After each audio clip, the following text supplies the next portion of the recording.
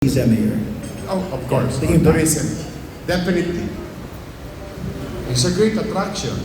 And event and activities, historical, pamanang aktibidades ng lungsod ay is a very good narrative for tourists to be curious. And the one who's maybe at the time of the event, they're in the hotel somewhere in Makati, in the hotel somewhere in BGC or in Ortigas, may come and visit. Oh my God, nagkamali ako ng check-in. Sana sa Manila Hotel na lang ako nag-check-in. Oh. Yes, if you show activities, events that worth their time and effort are being shown by organization, tingin ko it's an attraction. Natural attraction. Because I've been some events in the world and people pay money, spend their savings, hard-earned money just to attend to a particular event. Pati nga pagbagsak ng bulaklak, pinupuntahan ng mga tao sa mundo. Sakura, inaantay nilang babagsak o bubukay yung bulaklak kasi may particular na araw yun. So more so with this. And this will attract also future designers. Kasi yung mga idol nila, makikita nila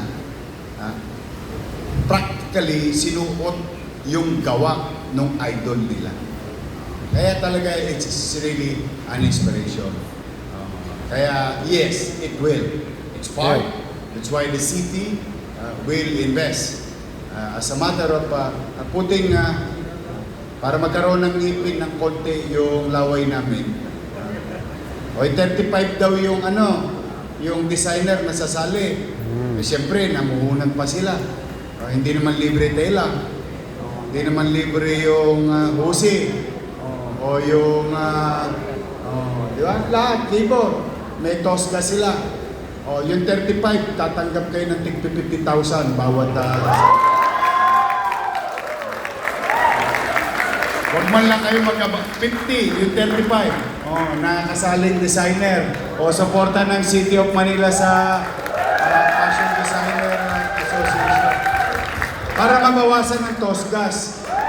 Huwag kayong magkamaling 50,000 lang yung trahe de boda ng isang malulugi yung aking mga designer. But, just the same, to cushion the cost, that mahal ang pili, mahal ang tela, mahal ang sequence, mahal ang bulitas, and so on and so forth. Bulitas. Anong tawag? Bulitas ang tawag doon, yung Jolens. Parang pearl, yan ang tawag doon. Yun, kung ano man, beads.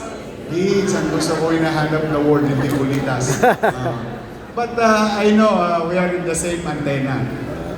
As a matter of our humble share to the cost that will incur to the designers, your City of Manila will cushion the cost by providing 50,000 pesos each participants.